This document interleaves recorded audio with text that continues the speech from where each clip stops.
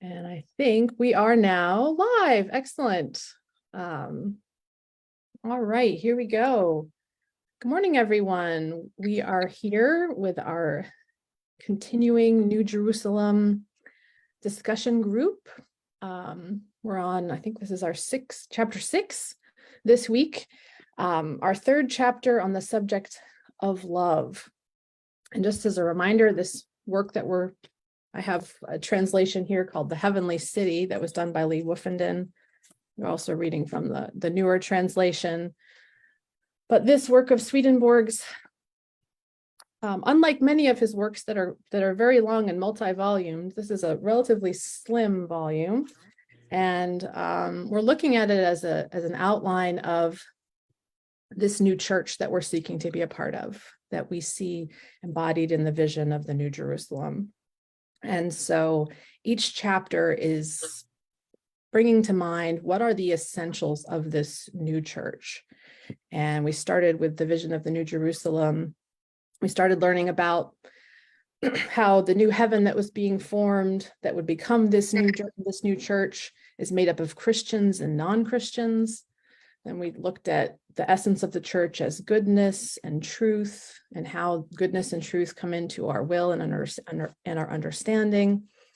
And now these last 3 weeks, we've been looking at love, which is so central to everything. Swedenborg tells us love is the substance of our lives, and that in this new church, the way our love is directed has a really big impact on kind of whether we're in the city or not. And we started with how love in general, thinking about love as the substance of our life and something that really directs us in a unique way. Then last week we talked about what it looks like when love is focused on ourself or others, and this is when love becomes kind of a hellish love.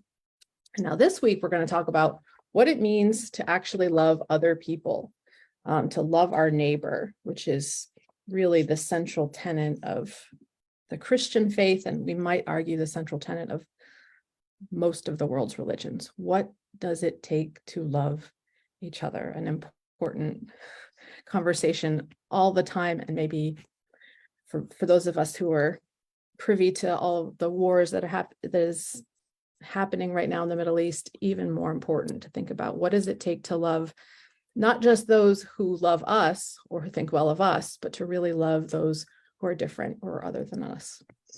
So I'm excited this morning to be joined by Reverend Dave Brown from the Wayfarers Chapel out in California. You want to say hi, Dave? Hello, everyone. Let's see. I worked on it, so I'm gonna add my other title, Reverend Doctor. I made that last year, so Reverend Dr. David Brown. So excellent, lovely, congratulations, well earned. And then we also have Reverend Susannah Currie here from Rhode Island, and she's recently retired, but long-serving minister in the church. I want to say hi. Oh, it's wonderful to be here with everyone and talk about such a central topic for all of our lives. And our theology is a great blessing to us for bringing this to us. So thank you for starting this project, Sage. Yeah. Well, it's been fun, and it's been fun to have different voices each week weighing in on what all of this means. And I'm encouraging us in our conversation to really think about the church on two levels, as something that's happening within ourselves, as each of us is seeking to embody this, and as members and leaders in this denomination, something that we're seeking to create in the world for other people. So I'm going to just leave it open. I wonder if either of you would like to start with anything in this chapter that particularly stuck out to you, that resonated with you, and or that is something you find challenging, or even may have a slightly different opinion than Swedenborg, or might want to say it a different way than how he articulates this invitation. Do either of you want to jump in? I don't mind. I'll start. Okay. One of the things that in reading this over and in my own research into Swedenborg, that I've been working with is this idea of the levels of the love.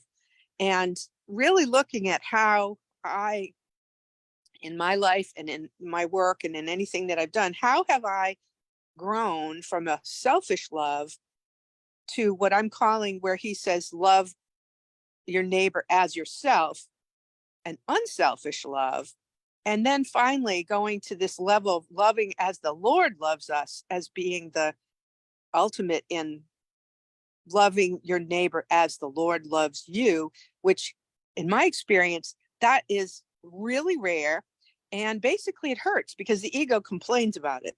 The ego does not like to give up stuff that it wants. And to love someone actually more than yourself.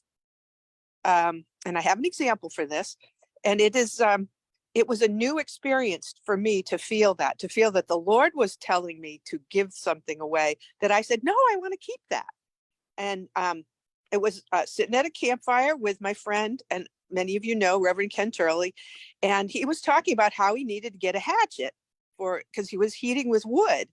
And I happened to have just gotten a hatchet, which my lovely daughter Sage had given me.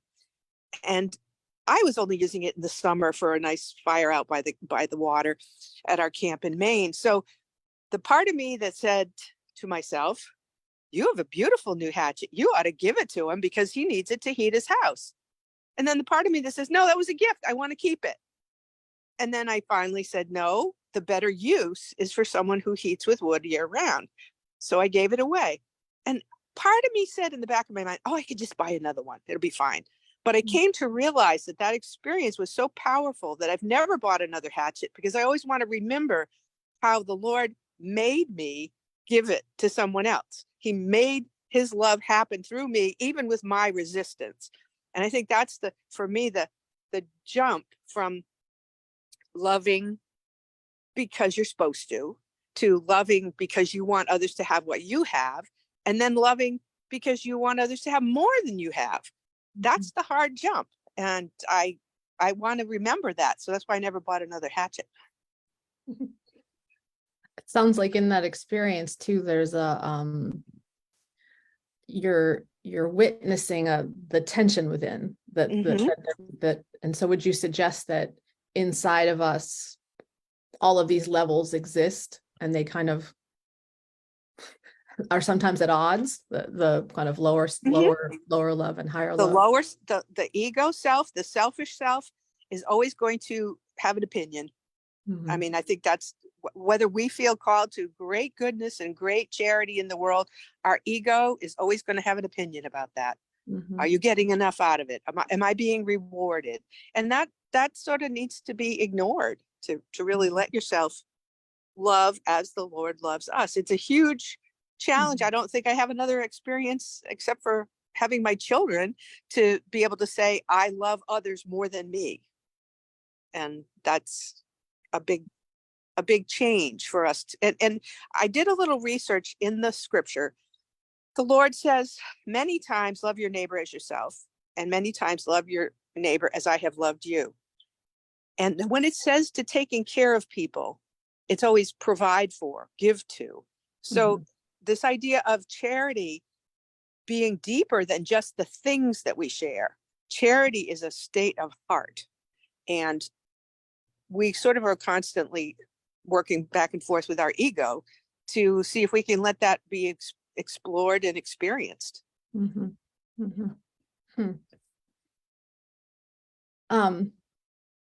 do you want to add anything on that topic?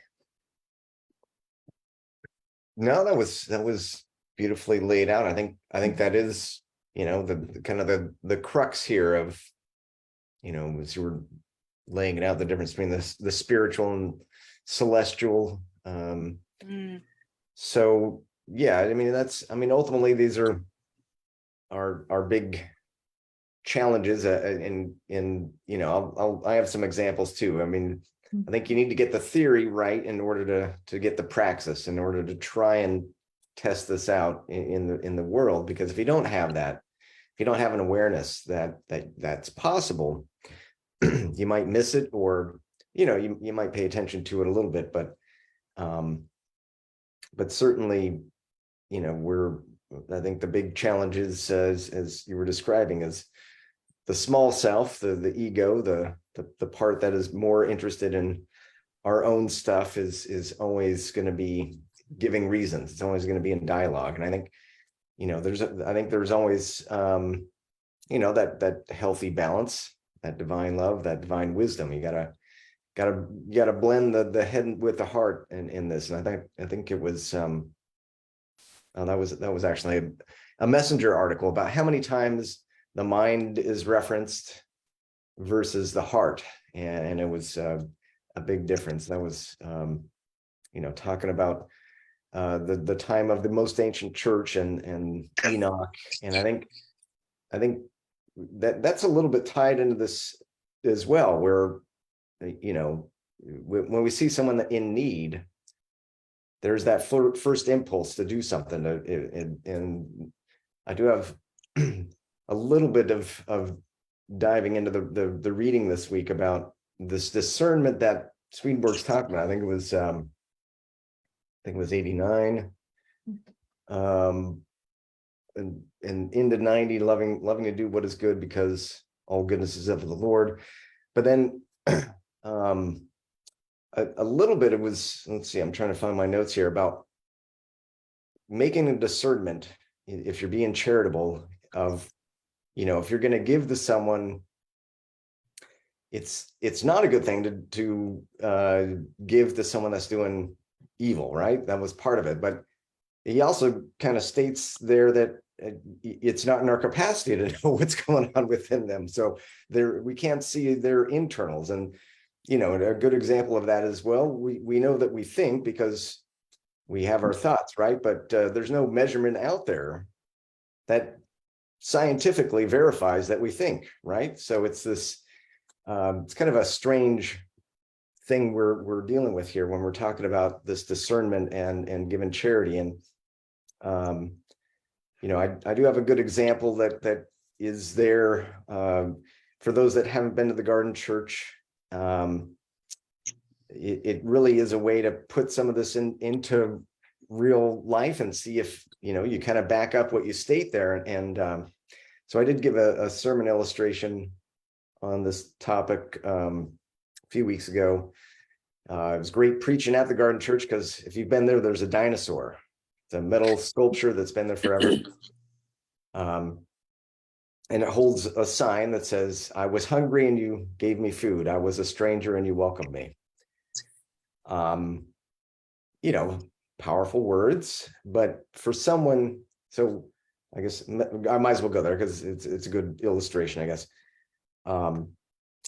We had the gates were closed, and myself, Dr. Amanda Riley, licensed Pastor Connie McCusker, we're having our post-open garden lunch, and the gates were closed, but someone was walking up, and it's not too different to have someone pass by and kind of check out what the garden space is, but she was focusing on the sign and been stood there for probably a good 5 minutes staring at the words. They were more than just empty words. They had some power and meaning behind it. So we could talk about that too, the literal versus the spiritual and celestial and the bigger meanings. But I think when we're talking about the impulse to do good and be led, whether it's as we would want to be treated or the Lord, it was a moment where we all looked over and noticed that this person was there at the gate, and went over, said, how are you doing? Can we help you? And it was very basic. It was like, I'm hungry. Do you have any food? And so, that happens a fair amount there, where you are dealing with a unhoused population, food insecurities, shelter insecurities. It's a very basic level thing. And so, when I'm there on Fridays, I'm tasked to be the one that not only gets the food, but has an interaction with them. So it's not just the physical food, but it's the connection, the community, the interaction. And oftentimes that becomes the more valuable thing, just sitting with someone, because gosh, if you've been living on the streets, you haven't eaten in a few days, you may not talk a whole lot, but your presence as a human being, we're social creatures. you know, it's a known unspoken if you could just be present with someone. So it's multifold, but I just want to share that as a illustration from Matthew 25. It's not, you know, and yes, we're a church, and yes, we're advertising that, and yes, Dinosaur was holding. You have to have all those in place, and we had the capacity to have food. And that was kind of my big thing, was to make sure that we always have food to give out, because it is a lot of a food justice ministry. It's a radical inclusion. And, you know, I think that scripture speaks for itself. It's like, well, if you're going to have something that's as basic as food, as a kind of a core theme, you should be able to, it becomes problematic potentially if you are not able to offer that. So I've been making sure and getting some of the people from Wayfarers here too to purchase some food and assemble those, so we always have some food on site. So I wanted to share that piece. It relates to neighbor and all that, but I think if there's any discussion too, is it's getting back to that whole, it's a bit more sophisticated level of how do we discern, because it's there in what we read this piece about, if we're doing the right thing or not. And that's one of the common things we talk about too. Like, well, I'm not going to give them money because they're just going to go buy drugs or whatever that is. So in this case, it is very simple. All right, we gave them food, and you know, we know at least they're going to use that, and it meets them where they're at. So just want to start on that. I have more, but I think that's enough of Well, if I can add to that, I think that goes right to that question of who is the neighbor. And just by coming to the door and admitting you need food, that's the goodness in that person that's saying it's okay to ask for help.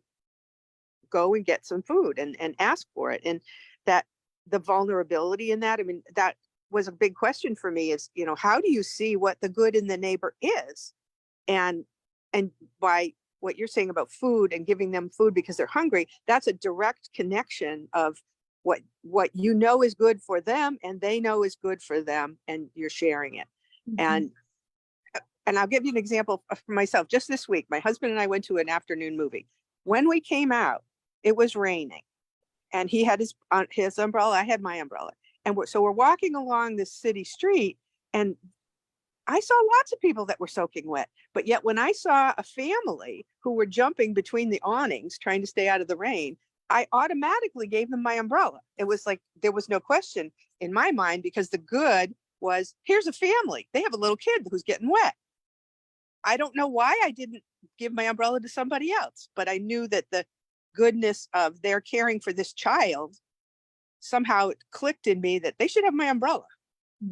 And I think we all discern the good in others in different ways. So that's a big challenge for everybody.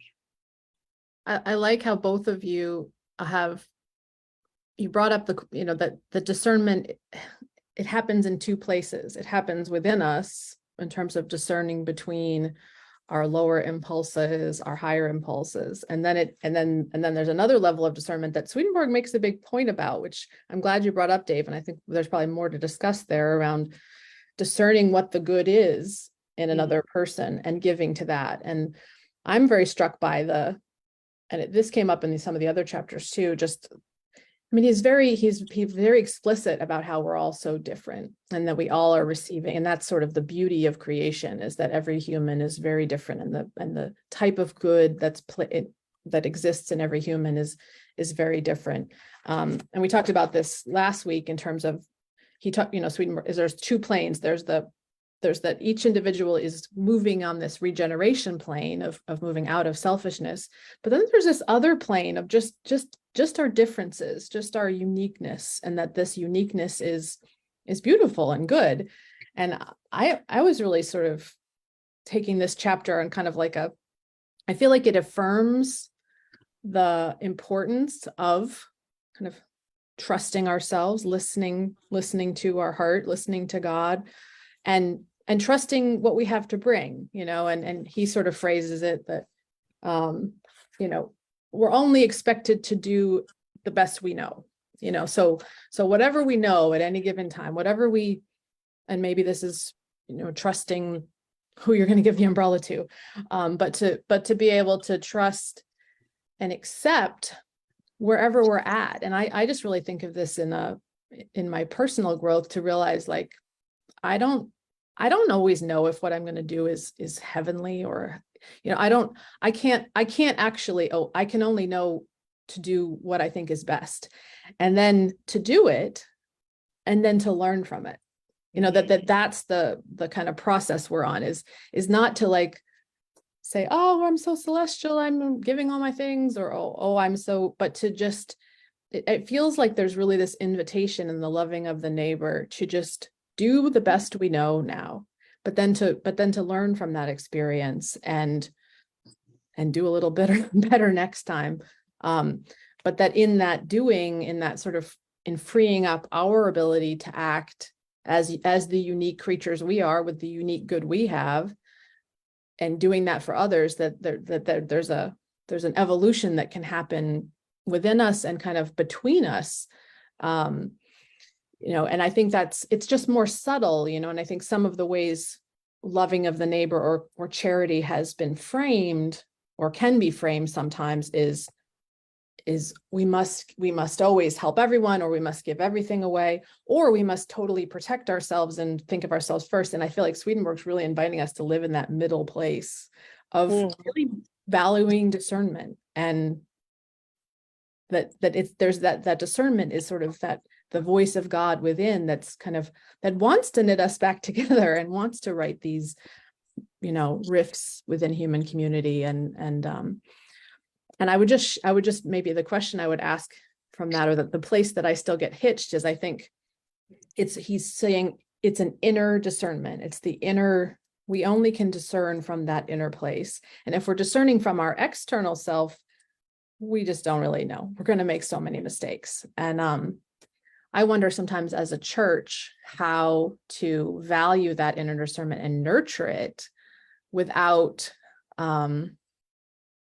becoming totally indiscriminate or too protective. What do you think helps us to sort of stay in that middle place where it's work? And I imagine you have that experience at the Garden Church with your work, Dave, of living in the, I feel like the Swedenborg's really inviting us to, like, the work, which is to kind of always be learning and growing. And do you guys make mistakes and then go, oh, let's think about that again? Or what's the process like for you in terms of discerning what the good is, in terms of what you have to offer, and how to care for others?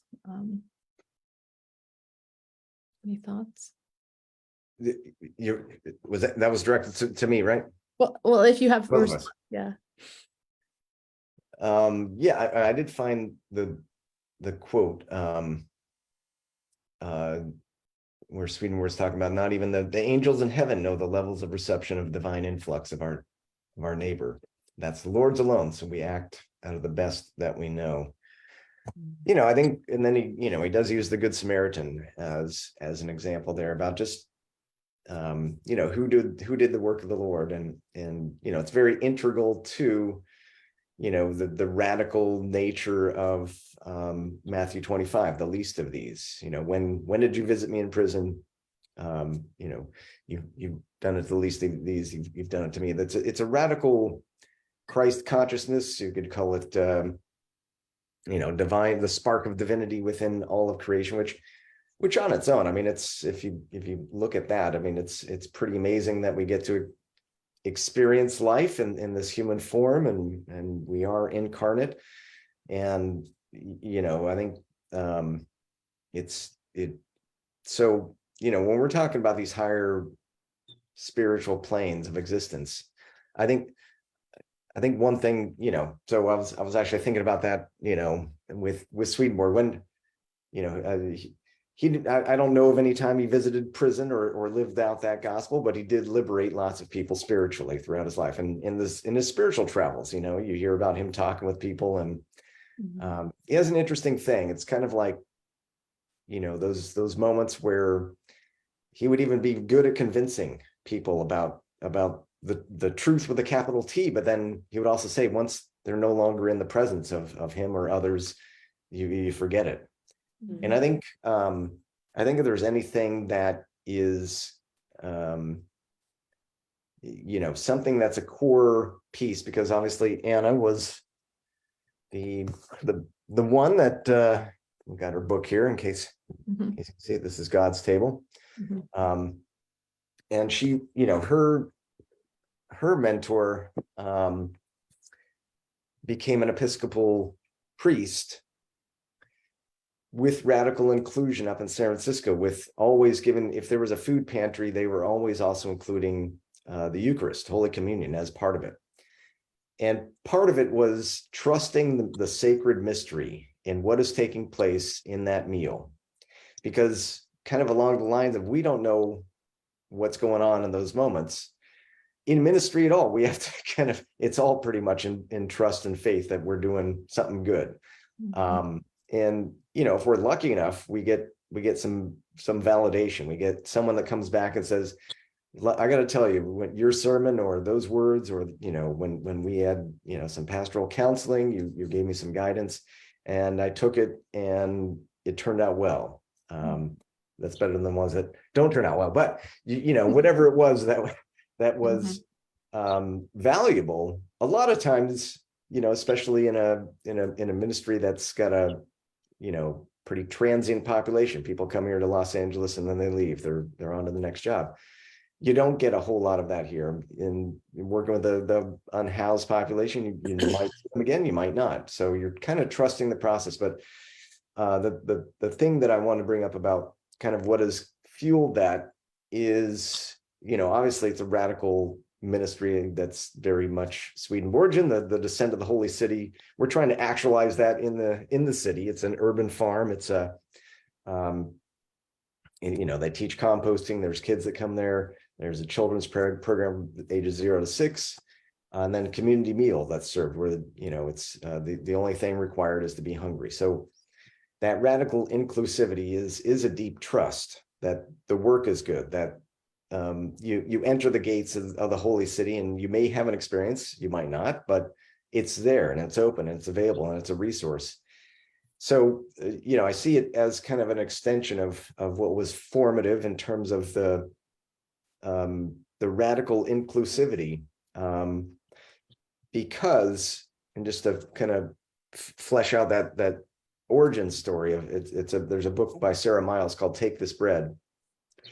And you're probably all familiar with that, but I like to lift up the moment that was a moment of transformation for her, where the Lord met her. She was not religious, and it changed her life powerfully.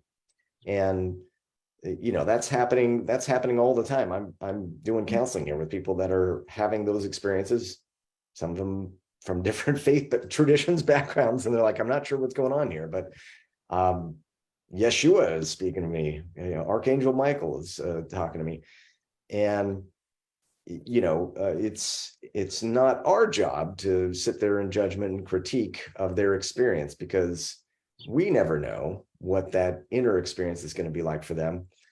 And so it's, I think, part of what we're doing here, if we're going to be doing the work of the Lord and the neighbor, and is helping facilitate some access point, some relational connection. And if it's in person or if it's beyond us, it's, one of the last thing, and I'll finish here, which is it's also connected to the Wayfarers Chapel as well, because it has its own, what we call the invisible ministry. And been here long enough, it does feel like it's a bit of an angel superhighway, a special spot where the unseen realm is doing its own work. And I've met people here, and that reminds me of one quick story. It was after prayer service. Someone was waiting outside and came over, and I talked to them. If I had not made that, initiated that conversation, I wouldn't have known the fuller story, which is this guy was making a pilgrimage back to the place where he had a meeting with Christ. And he told me, this was several years, and this is probably going back like 10, 11 years ago. So he was coming from the Philippines, and he didn't really, he just said, well, I didn't really believe in God or much, but I sat in your chapel for like an hour and had this conversion experience. He then goes on for the next several years being a church leader on the different islands in the Philippines, and he's connected to this huge ministry there. I would not have known about that had I not just kind of been prompted after prayer service to inquire and start up a conversation. But those things are happening all the time. And I think, if we're going to be deepening our trust, deepening our faith, it's really in those moments where we're trusting the process. Divine providence works on many levels. So I love that, Dave. I love that. I'm very convinced, kind of more and more as I go along this ministry journey, that the new church that I'm serving is, much of it I can't see. I can't always see. It's not necessarily the people who sign the membership book. It's this larger reality that we're seeking to be a part of, kind of just through our own humble offerings of love. I wanted to bring into the conversation too, Robin Ferryman, in this question around how to know how to love our neighbor. She offers a lovely frame of asking ourselves, does the thing I am going to think, do, or say come from a place of love? Does it lead to a place of love? And I think that's very wise and very a helpful kind of simple mantra to hold, especially because so often sometimes our reactions are maybe, it may help keep us from certain reactions that are maybe not so loving, if perhaps we're coming from a place that has more to do with control or fear, which can often be so prevalent in our inner experience. I wanted to bring, I think all this stuff about discernment, for me, one of the questions that come up is the way that Swedenborg's so into thinking about individuals and then the collectives that we're a part of, what it means to love another person, and then what it means to love the church, the country that we live in. He has a lot of respect for these entities that we are a part of, which makes sense. He was an active person in his time, and really is calling us to see worship and life as having to do with everything that we're involved in, not just something we do in a worship service, but how we live our lives, how we participate in the work of life. And he points out in this chapter that to love our neighbor, to love some of these bigger entities, is actually kind of higher priority sometimes than loving an individual. And I just wonder what you all think about this. I think as I look at the world right now, and especially some of the entities that we are a part of that are kind of problematic, I think sometimes like love of country can mean a particular thing to different people. And sometimes it can mean actions that don't feel loving or that leave out the individual. And I don't know. I just wonder, I think if I had Swedenborg here to talk to, I'd want to sort of talk about, especially when he also speaks a lot about how, churches grow and then they die, like that these kind of larger structures that we're a part of go through cycles of change and sometimes become deteriorated over time. And so what does it mean to, perform our proper use or proper function if sometimes the entities that we're a part of are problematic? And I don't know, I just think there's a piece in there around, I think all of us would love to just be able to do our duty and love everybody, and for it to all be very simple. And yet we live in a world where sometimes those external structures have a lot of hellishness in them and need reform. And so it's anyway, I wonder if either of you have any comments about how to hold love of. I'd like to address that. First of all, I want to apologize for the changing scenery. I was running out of power in my phone, so now I'm plugged in. Just that idea that in a community, this is where we can, with support, act as if. when Swedenborg talks about, you don't feel that love in your heart, or you don't feel that you can do something good. But sometimes when you're with others, you can act as a larger group. And then the acting as if is so that then it can become internal. You see the good that is done. A short example, when I was in Bridgewater, one of the very nice ladies there said, let's go bring May baskets to the local nursing home. Now, I didn't know anything about the nursing home or anything, but she had the energy, and I said, sure, let's do that. And I had no idea what the experience would be like, but I tried to stay open to it. And what I came to realize is that she had a little spark that said, let's do this. And once we got there, so many people were so excited. It just became this big love fest once we got there, and we were playing games, and we were having tea together, and everybody had a great time. But I didn't think of it, and I didn't know how it would go. I don't think I brought a whole lot of positive energy until I saw it happen. Mhm. And that was me acting as if I thought this was a great idea. And then when I got there, realized, hey, it was a great idea. And you don't know sometimes until you try things with others to see how your own inner spirit is affected by that. Mhm. I like that example, and it makes me think of how at its best, the church, the country, these larger entities are seeking to create freedom for diverse actions and support for us Mhm. to be able to make May baskets or whatever thing it is we feel called to do. And maybe in its negative, or when it becomes limited, is when it's seeking to have its citizens or its membership kind of conform, or kind of come down to the lowest denominator where we can all agree, Mhm. versus really making space, even if we don't understand it, for different people to follow their calling, follow their love. Robin also offers, we need to be open to change and to growth, which sometimes is way bigger than us. And and maybe that's the thing that helps what Swedenborg's saying make more sense, is just to realize all of these entities we are changing and growing, the church is changing and growing, the country is changing, anything that God creates is changing and growing.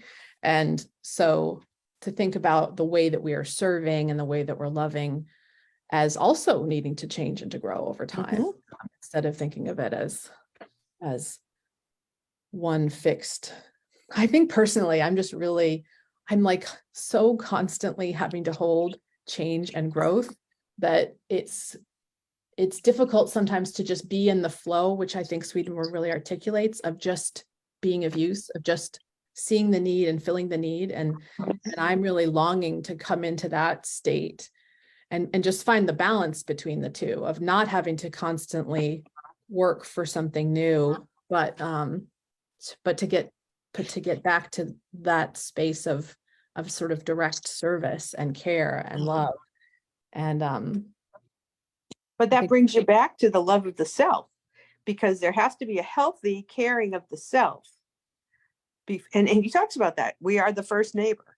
The Lord is the biggest neighbor. We're the littlest neighbor, but we can't be of much use unless we've taken care of ourselves.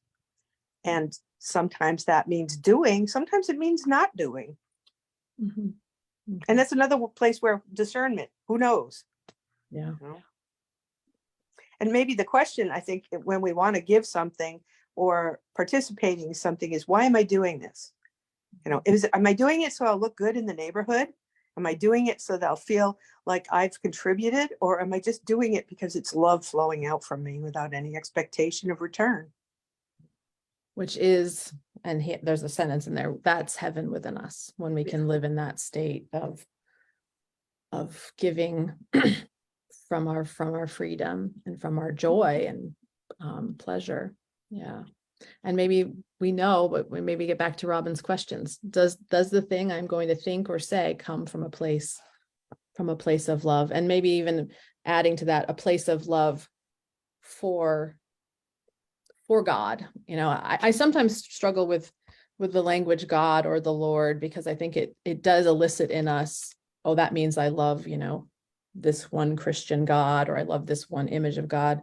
And for me, is this coming from a place of essential love, of love that is kind of the core of my being, and that core that's in my being, that's connected to all being, that's connected to the totality. And I think we sort of can sense that it's that love when it does sort of flow freely, when it isn't coming with a bunch of strings attached, and it's coming from a more, and I'm starting to really believe we are really called to love in very different ways from one another, very, aside from the basics. And that's why I think it's so great the Garden Church focuses on food. It's like, there are some basic things we all need. We need food, we need to sleep, we need the basic things.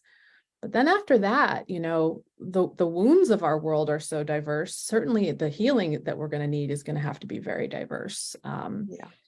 And that part of the vision of the new church is this real, it's the city with all the tribes mingling together with all their differences, and what that looks like and what that takes, or what God is calling us to do in that, is probably going to be a whole bunch of different things.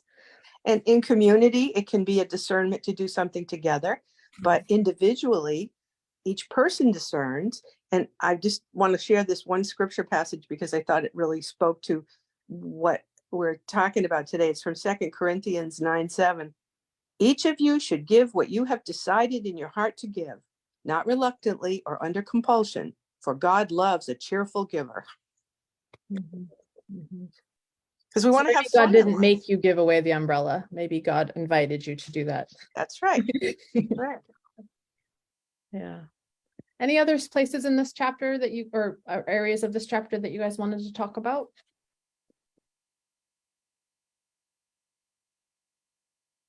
I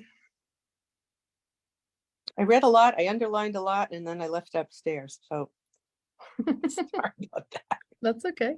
But I loved that it brought up the levels that's for me, that's where I'm focusing my discernment is why am I giving this? It was a no-brainer. Give an umbrella so a little kid won't get wet. That was a no-brainer to me. And maybe it was because I'm a mother and I saw a mother and I gave her the umbrella. Maybe it was coming from that. But our giving should be, we should reflect on it.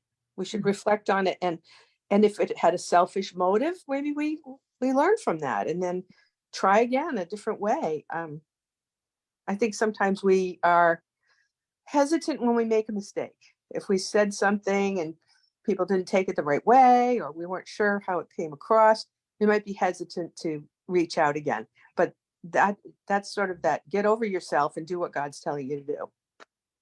Well, and to me, that's why humility is so central to the whole path, because if we are so concerned about what we look like, then that's in itself a problem. That's in itself keeping us from being able to learn. Yeah. And can I lift up another side of this? It's accepting help. It's not, I've worked in hospice as a chaplain, and one of the hardest populations to assure that it's okay to get old and not do stuff is older women who've been taking care of other people their whole lives. And my phrase to them always was, and remember how good that felt? Remember how rewarded you felt when you were able to love all these people? And these are women who are saying they're ready to die because they don't have anybody they need to care for anymore. And I said, well, you're withholding that from other people. You're withholding their ability to love you because you think you should always do it. But it's time to receive. And if nobody's able to receive love, then nobody can give it. That's a really good point. I think about that a lot right now. We're so isolated from each other. We don't have, long villages where we're all hanging out, unless you're lucky. I know I have a few friends who live in these kind of cool communities where everybody, does still have that. But I know for me, I don't have that as much. And it's like, we don't know how to help each other. We don't even really know how to get the love we need sometimes, because it's so, I was thinking about that with play dates. Like, it's so hard for me to schedule play dates with people because there's just one more thing and I have to have my house clean. And it's like, is that how people used to hang out with their kids? Probably not. They would say, I need help on Saturday. Will you watch my kid? And then their kids played together. But I really, it does feel like, and it's interesting that it's sort of like more vulnerable populations who are in need of food or are, they're willing to ask for help because they have to survive. And yet sometimes those of us who have more, whatever, we're living the dream of this individualist culture. And so we don't always know, we don't know how to be vulnerable and ask for support. And in that way, it kind of does stop up the flow of love. And I think about this because I think on the other hand, it's lovely that we can, I mean, my husband's an introvert. He doesn't want people stopping over the house all the time. Like, it's lovely that we can live in all these different ways, and it's making it sometimes harder for us to love each other. And that's just what makes me feel like we do need to make this next kind of evolutionary jump where we can start to love more, where we can be really honest about, this is who I am. These are the things that are going on. This is how here I am, my unique self. And I really want to do the work that it's going to take to be able to love your unique self, knowing that you are really different from me. And sometimes that feels insurmountable, to bridge that gap.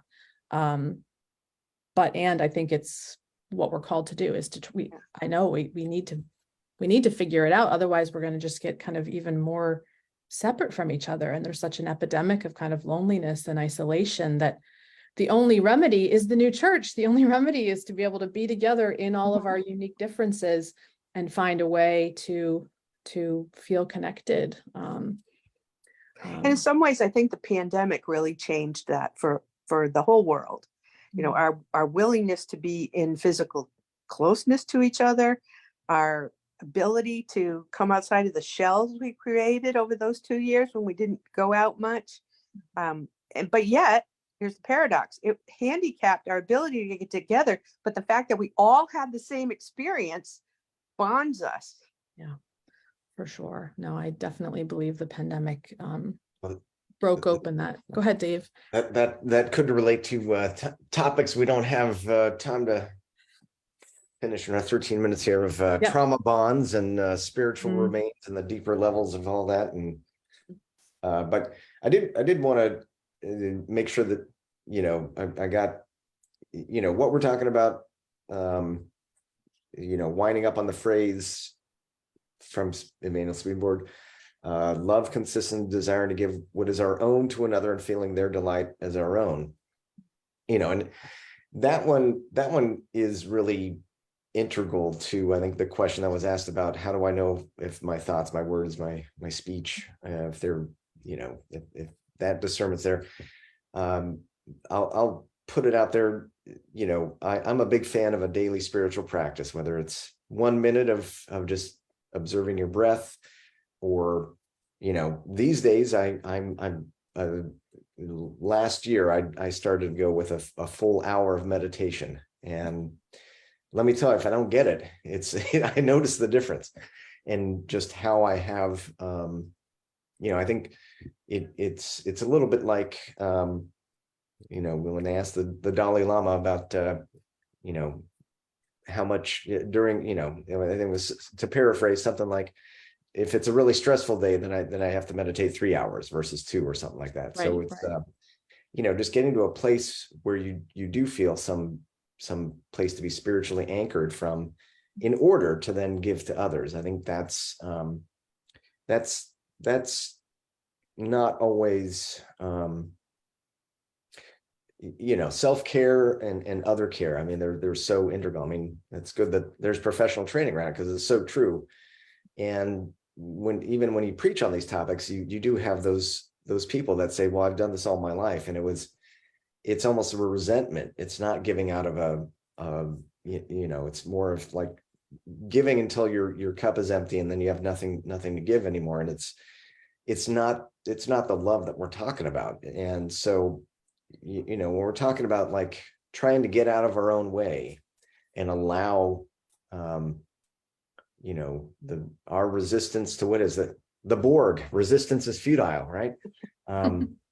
Yeah, Mhm. life is constantly changing. And if we're not adapting, that's a lot of what we're seeing in the world stage. Things are changing so rapidly. The systems, the egoic structures are all crumbling down, whether it's the stock market, the housing, just all the structures, politics, all of these things built on a framework of an old model. Church are, this is the vastation we're looking at.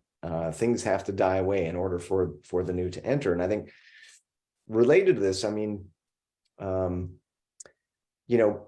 of what I studied my doctoral thesis was using sound frequencies in order to access things like trauma. Because if you're on the streets, you've got a lot of trauma, and your patterns and all this are going to be a part of that. And I think, the other person I studied was Robert Sapolsky, who's a neuroscientist at Stanford, and he just came out with an article 2 days ago, made headlines that says, after studying all this and primatology, he's convinced that we actually don't have free will. And what he's doing is looking at the patterns that are unconscious or beyond the ways that we articulate or move around the world, that so it's right at odds with I think he would land on, we think we have free will because it appears that way. And I would argue the only way that we can even get a sense of moving in that direction of free will is meditation, or some place where we're able to step out of the conditioned patterns. It's a little bit of the losing yourself to find yourself spiritually. So I did want to share one thing related to the challenge in overcoming a lot of the stuff. I mean, doing the deeper inner work, addressing our own traumatic childhood wounds or patterns or stuff that we have to kind of transcend. That quote from Swedenborg kind of gets at that. And sometimes I'll give people spiritual homework, which is, it's easy to feel delight if, it's your partner, your children, your favorite sports team, your favorite political party.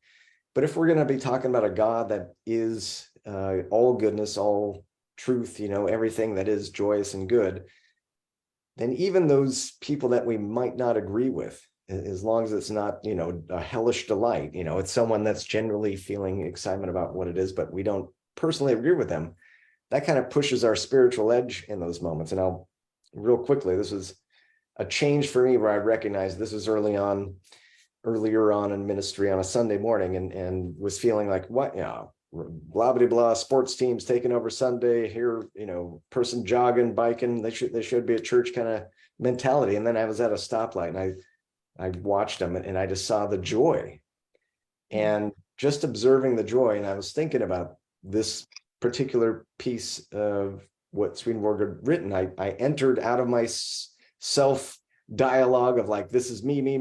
What am I, why am I disgruntled about this, to like, it went from me to we. And it was like, wow, that is profound change when you can enter into someone's joy. And it's not, it's a bit above and beyond the direct personal to someone that and we don't have time for this either, but it does bring out the larger thing that's happening across our country and around the world about actual neighbors and housing and rents and the not in my backyard thing, even though we know collectively it's a good. So there's a lot more to unpack in all this, but I want to get those thoughts out there. Thank you, Dave. That's beautiful. And I appreciate you sharing the bit about meditation. And I kind of agree with Robert Sapolsky that I don't, in some ways, he's sort of articulating when we're caught in love of self and love of world, we're basically repeating. And when we looked at that chapter last week, he specifies, Swedenborg's like, our inherited evil is getting worse every generation. There's like more trauma that's being built on. So the only way to escape, repeating the patterns of the ways we've been hurt is stopping, it's sort of meditation, in some ways it's God has got to do it for us, but we somehow have to make the space to make room for some new reality to enter in, and that requires healing. It requires, which is why I think repentance and reformation are a part of this path, is we have to release this stuff. We have to be healed from this stuff. And that's integral. It's integral to any of this transformation that we're talking about.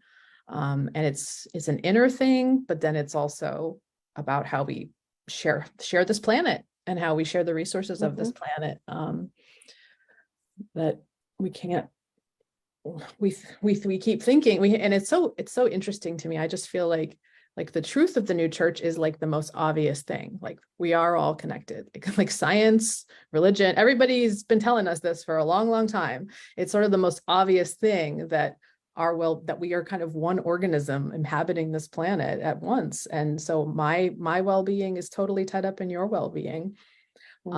But we've been play acting at this other way of us perceiving reality for so long that it feels more real, and it's kind of, our roles have been written almost before we were even born, on how we're gonna play it out. I'd love to just quote one thing from Swedenborg, because I felt it so strongly when, Dave, you were at the red light and you were receiving these other people in a new way. That Divine Love and Wisdom 47 describes what love is: feeling the joy of another in oneself. That is loving. Yep. Dave, I'd love to let you have the last word. Oh, well, all this reminds me of the late great Reverend Dr. Martin Luther King, who was, articulate about the network of mutuality. I can't be what I am until you are what you ought to be. And in that is, the promise that, we have that potential, we can work towards it. And what's kind of interesting about the Garden Church, I mean, there are a lot of people that join not knowing the theology behind it. They see the use, they see real world action. And I told this story recently because it was last Friday. We had 108 people walk through the gates at the Garden Church, record on open garden on Friday. There was a gymnastics for children program, flight gymnastics, and a bunch of the children there. But I witnessed two, it was a parents with their daughter that was, I'm guessing, young 20s, and they keep on walking past and don't break stride, but they're watching and they're looking and observing and what's going on in the Garden Church. And they say, "What is going on over there?" And then there's a pause and they're continuing to observe, and then they're about to go to the next building and out of sight. "I don't know, but I love it." And it was just like one of these things that they didn't know exactly what was going on, but they knew it was, important to the community. It was worthwhile. They just had this instant response to it.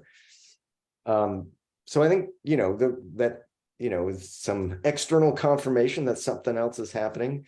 And I think when we're talking about the interconnection with neighbor, self, and extending it out into its largest, it's like we're talking about the environment. I mean, we're seeing these effects happen daily. It's beginning more challenging to hold the stance of we're not having these changes. So I mention that because when we're, as great as it is to gather back as community, and I don't know if Connie's on the call, but she is hyper vigilant in a good way, great way. We're trying to go zero waste.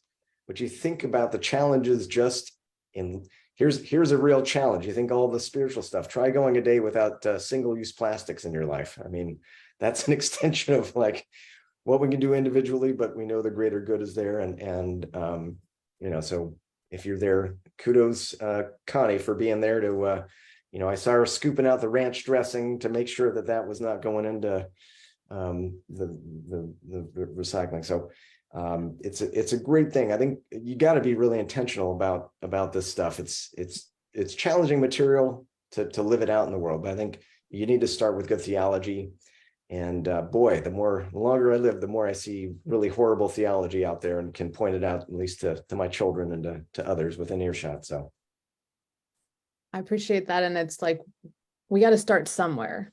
At Connie at convention, I brought her compost back to my house, so even when she was traveling, she was doing this, which, and I think for those of us who have not taken that leap, it just feels like impossible. It feels, and I think that's the truth, is that because so much of what we have created has not been built with the thought of, I think everything that should be manufactured, the manufacturer should know how we are going to use it and then how it's going to be reused, but that should be going into the whole design process. And yet that has not been happening for so long that it can leave you just stymied and sort of where to even to begin.